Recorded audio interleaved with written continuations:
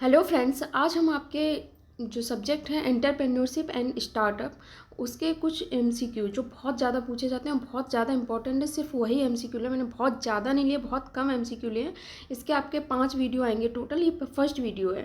ठीक है, बहुत कम एमसीक्यू जो आपसे एग्जाम में पूछे ही जाते हैं मोस्टली सभी एग्जाम में, वो मैंने लिए। बहुत इंपॉर्टेंट है, आप लोग इन्हें करके ज़रूर जाइए। एग्जाम में आपको इनमें से 100% एमसीक्यू मिलेंगे देखने को।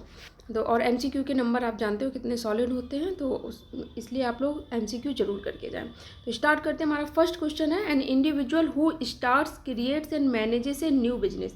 कोई भी इंडिविजुअल जो अपना एक बिजनेस स्टार्ट कर रहा है, मैनेज कर रहा है, तो उसको हम क्या कहेंगे? उसी को ही हम बोलते हैं एन एंटरप्रेन्योर। ठीक है, जो एक अपना बिजनेस स्टार्ट कर रहा है, क्रिएट कर रहा है और मैनेज कर रहा है, उसको हम क्या बोलते हैं? एक एन एंटरप्रेन्योर। डी ऑप्शन इसका सही हो जाएगा। चलते हैं नेक्स्ट क्वेश्चन की तरफ। Which of the following is not a characteristic of A typical entrepreneur. इनमें से एंटरप्रेन्योर की इनमें से कौन सी कैरेक्टरिस्टिक नहीं है? Taking high risk, high risk आपको लेना पड़ेगा, आप कोई भी बिजनेस करोगे। डिजायर फॉर रिस्पॉन्सिबिलिटी, आपको रिस्पॉन्सिबिलिटी की डिजायर होनी चाहिए, रिस्पॉन्सिबिलिटी आपको लेनी पड़ेगी।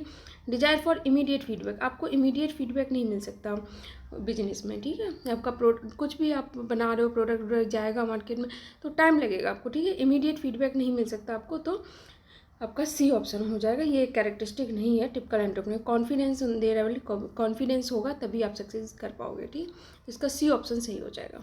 नेक्स्ट क्वेश्चन है, the characteristic of an entrepreneur include.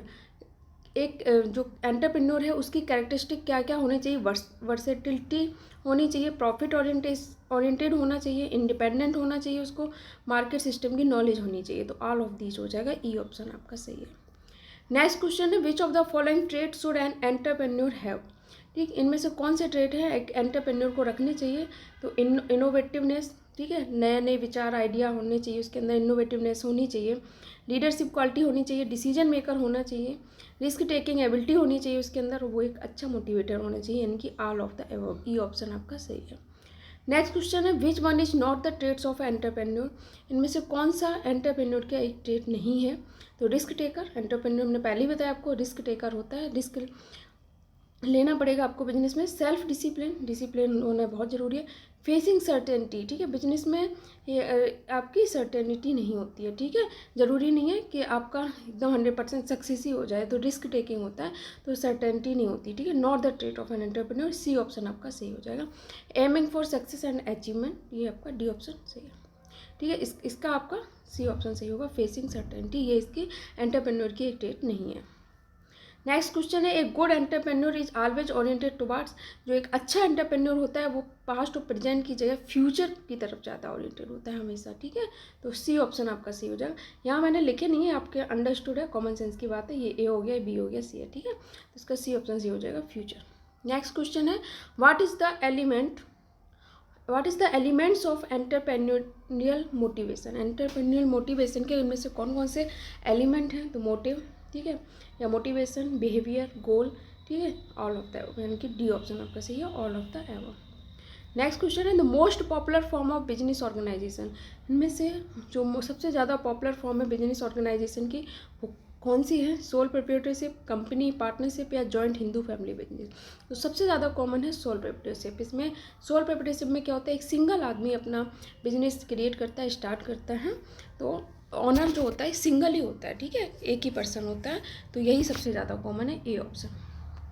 Next question है, the best definition of A soul trader form of business.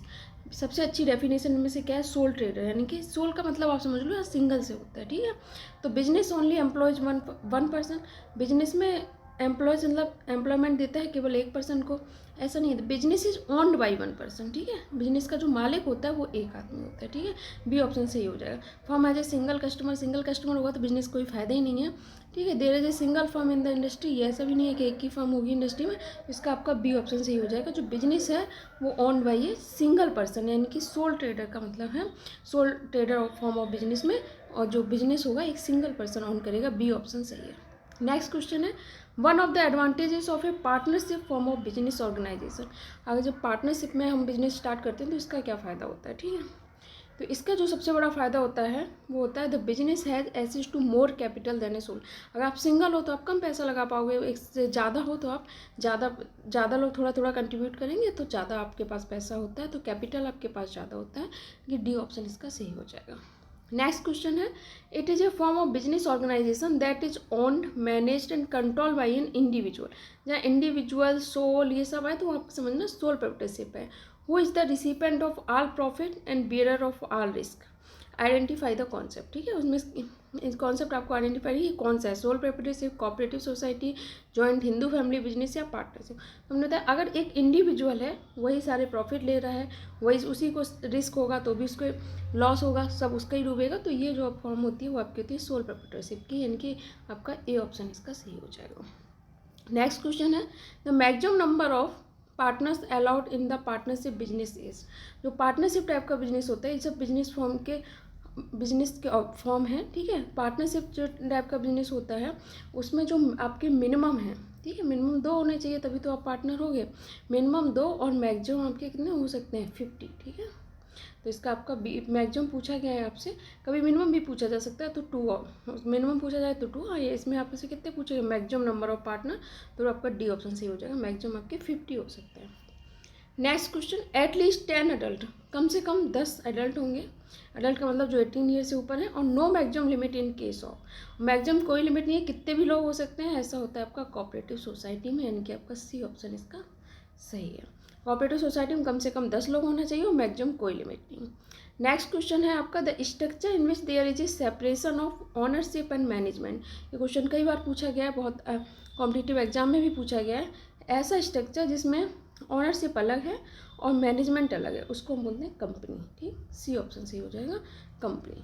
Next question है, और the decision making of a manager is and that of entrepreneur. ये आपका topic था difference between manager and entrepreneur, वहाँ से question लिया गया है। डिसीजन मेकिंग जो मैनेजर की होती है, ठीक है, वो होती है आपकी कैलकुलेटिव, ठीक है, और एंड दैट ऑफ एंटरप्रेन्योर की होती है इंट्यूटिव।